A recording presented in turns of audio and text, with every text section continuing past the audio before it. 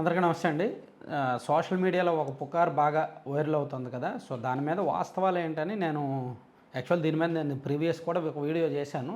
దీనికి ముందు వీడియో చేశాను. దానికి దీనికి తేడా ఏంటంటే కొంచెం వాళ్ళలో ఒక ఇద్దరితో మాట్లాడా. రాజ్యసభ సభ్యులు ఎవరైతే పార్టీ మారిపోయే అవకాశం ఉందో వాళ్ళతో డైరెక్ట్ మాట్లాడాను. అసలు ఏంటి పరిస్థితి? వైసీపీలో ఇంటర్నల్‌గా ఏం జరుగుతుంది? ఎందుకు పార్టీ మారే ఆలోచనలో ఉన్నారు? ఏంటని మాట్లాడాను. అలాగే ఎమ్మెల్సీ కోరు ఎవరైతే పార్టీ మారాలనుకుంటున్నారో ఎమ్మెల్సీ వాళ్ళతో మనం మాట్లాడే సందర్భంలో కొన్ని ఆసక్తికరమైన విషయాలు బయటకు వచ్చాయి. సో, పార్టీలో అంతర్గతంగా ఒక నమ్మకం లేదంట. మెయిన్ అదే. అంటే వాళ్ళు ఎందుకు పార్టీ మారిపోతున్నారంటే యాక్చువల్లీ పార్టీలు మారడం సహజం. ఇప్పుడు గతంలో కూడా 2019లో కూడా టీడీపీ ఓడిపోయినప్పుడు నలుగురు రాజ్యసభ సభ్యులు ఒకేసారి పార్టీ మారిపోయారు. బీజేపీలోకి వెళ్ళిపోయారు. సో, ఆ తర్వాత వాళ్ళే ఇప్పుడు సీఎం రమేష్ గారు, సుజనా చౌదరి గారే టీడీపీ సపోర్ట్తోనే బీజేపీతో పొత్తులో మళ్ళీ ఎమ్మెల్యేలు, ఎంపీలు అయ్యారు. సో, ఇదంతా కామన్. పార్టీలు మారడం పెద్ద సబ్జెక్ట్ ఏమీ కాదు, విషయం ఏమీ కాదు. పార్టీలు మారడం సహజమే. కానీ ఒకేసారి ఇంతమంది కట్టకట్టుకుని మారాల్సిన అవసరం ఉందా? ఏమైనా గ్రూప్ డెసిషన్ ఏమైనా ఉందా అనే డౌట్లు నాకు వచ్చాయి.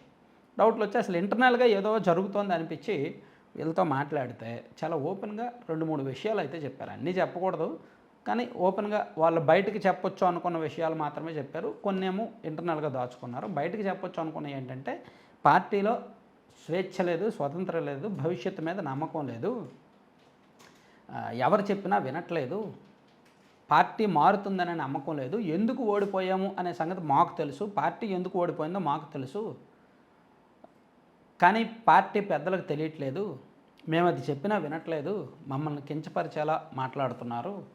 సో, అందుకే ఇలాగే ఉంటే పార్టీ మీద మాకు నమ్మకం లేదు, భవిష్యత్తు ఉంటుందనే నమ్మకం లేదు. సో, అందుకే పార్టీ మారిపోతున్నాము అని చెప్పారు. యాక్చువల్లీ పార్టీ ఆవిర్భావానికి ముందు నుంచి కూడా పార్టీలో ఉన్నవాళ్ళు, కానీ ఇప్పుడు సడన్గా మారిపోతారనే టాక్ రావడం అనేది ఖచ్చితంగా ఆశ్చర్యకరమే.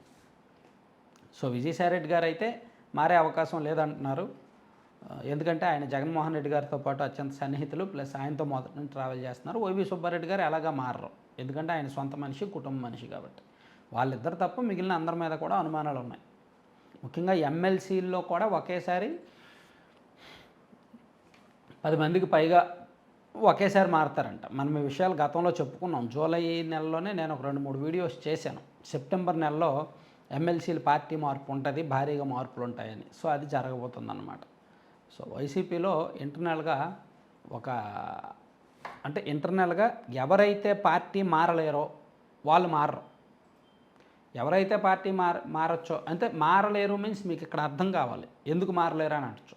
కొంతమంది ఇతర పార్టీల పట్ల చులకనగా, అసభ్యకరంగా మాట్లాడారు. అటువంటి వాళ్ళని వేరే పార్టీలు కూడా తీసుకోవు. ఇప్పుడు రోజా గారు ఉన్నారు, ఆమె ఏమన్నా ఏపీలో వేరే పార్టీలోకి వెళ్తారా? ఆమె వెళ్ళలేరు, తీసుకోరు. ఆమె వెళ్తే తమిళనాడు పాలిటిక్స్కి వెళ్ళాలి, లేదంటే వైసీపీలోనే ఉండాలి ఏపీలో. అలాగే కొడాలి నాని గారు, వల్లభనేని వంశీ గారు, సోకాళ్ళు చాలామంది కరుడుగట్టిన వైసీపీ వాదన వినిపించి ప్రజల్లో చులకనైన వాళ్ళు ఉంటే వైసీపీలోనే ఉండాలి తప్ప బయట వేరే పార్టీలకు వెళ్ళలేరు, రాష్ట్రం విడిచి పారిపోవాలి లేదా. కానీ మిగిలిన వాళ్ళు వైసీపీ నుంచి బయటకు వెళ్ళినా పర్వాలా, ఎందుకంటే సంస్కారవంతమైన పాలిటిక్స్ చేశారు. అది జరుగుతుందన్నమాట. అయితే ఇక్కడ కొన్ని అనుమానాలు ఉన్నాయి. జగన్మోహన్ రెడ్డి గారు బీజేపీలోకి అంటే బీజేపీలోకి వెళ్తున్న కొంతమంది జగన్మోహన్ రెడ్డి గారికి అత్యంత సన్నిహితులు, బీజేపీలోకి వెళ్ళాలి అనుకుంటున్న వాళ్ళు జగన్మోహన్ రెడ్డి గారికి అత్యంత సన్నిహితులు. కాబట్టి వాళ్ళ నిరంజన్ రెడ్డి గారు లాంటి వాళ్ళు, అలాగే రఘునాథ్ రెడ్డి లాంటి వాళ్ళు జగన్మోహన్ రెడ్డి గారికి సన్నిహితులు. వాళ్ళు బీజేపీకి వెళ్ళడం ఏంటి? సో, అదే ఇక్కడ డౌట్ వచ్చినప్పుడు మేబీ ఆయనే కావాలని పంపిస్తున్నారేమో వాళ్ళ సేఫ్ కోసం. చూడండి, 2019లో చంద్రబాబు గారికి అత్యంత సన్నిహితులుగా ఉన్న సీఎం రమేష్ గారును, సుజనా చౌదరి గారు బీజేపీలోకి వెళ్ళారు కదా. సో, అలాగే ఇప్పుడు వీళ్ళు కూడా జగన్మోహన్ రెడ్డి గారికి అత్యంత సన్నిహితులుగా ఉన్న ఎంపీలే బీజేపీలోకి వెళ్తున్నారు, కావాలని వెళ్తున్నారు, ఈయనే పంపిస్తున్నారు. అక్కడ కొన్ని అవసరాల నిమిత్తం బీజేపీలో ఉంటేనే సేఫ్ కాబట్టి వాళ్ళు కూడా కేసుల్లోకి వెళ్లకుండా, ఇరుక్కోకుండా ఉంటారు కాబట్టి. ప్లస్ బీజేపీకి ఇప్పుడు రాజ్యసభలో పూర్తి స్థాయి పట్టు వచ్చేసింది. అంటే ఇంకా వైసీపీ అవసరం లేదు రాజ్యసభలో, కాబట్టి వైసీపీ ఎంపీలని పట్టించుకోరు. ఇన్నాళ్ళు బీజేపీకి రాజ్యసభలో మ్యాజిక్ ఫిగర్ లేదు కాబట్టి వైసీపీ ఎంపీలను గౌరవప్రదంగా జాగ్రత్తగా చూసుకున్నారు. కానీ ఇప్పుడు మ్యాజిక్ ఫిగర్ వచ్చేసింది బీజేపీకి. కాబట్టి వైసీపీ వాళ్ళంటే లెక్క చేయరు.